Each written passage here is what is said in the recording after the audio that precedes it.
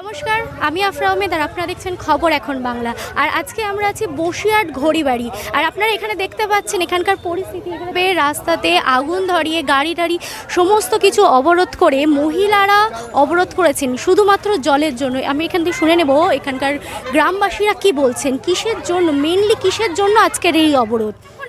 আমাদের দাবি উনি এখানে এসে কথা দিক, চেয়ারম্যান উনি এখানে এসে কথা দিক যে জলের লাইন ঠিক হবে।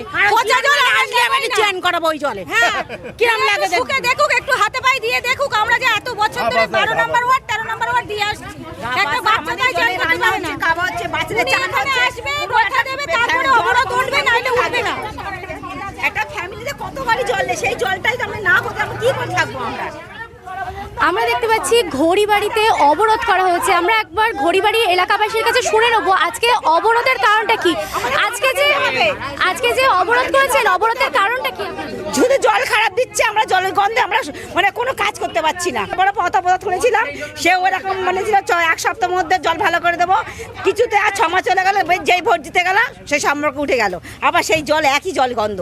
সেই জল আমরা কেউ এতগুলো মানুষ মানে কত নম্বর ওয়ার্ড বলবো, একটা কোনো মানুষ জলগুলো মানুষ মানে কাজ করতে পারছি না আমরা।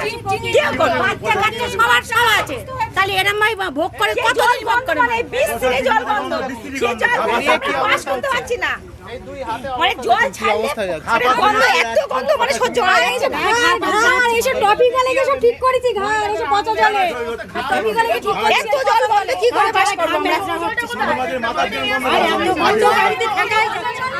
দিয়ে দেবেন, সে দেখবে কি কাজ হচ্ছে। ঠিক আছে, কাজটা আমরা চেষ্টা করব যে ওইটাকে ঠিকঠাক করা, মানে এই চেষ্টা করবো, কিন্তু কতটা কি করতে পারবো সেটা করার পর আমি বলতে পারবো। যখন যে একটা ক্যান্সার হয়েছে, ক্যান্সারটা যখন রোগ খারাপ হয়, হ্যাঁ, তা সেই রোগটা আমাকে কেটে কেটে দেখতে হবে যে কোথা দিয়ে, আমি বলি কোথা দিয়ে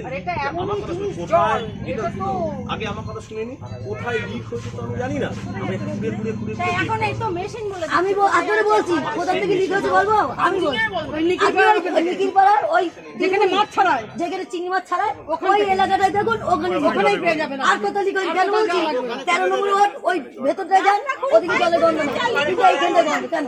তাহলে এইখানে গন্ধ ওখানে পেয়ে যান। কালকে থেকে সময় দিন, দেখি আমি কি করা যায়। আমি চেয়ারম্যানের সঙ্গে কথা বলছি, চেয়ারম্যানের সঙ্গে কথা বলছি। আগেবারও তো বলেছিল,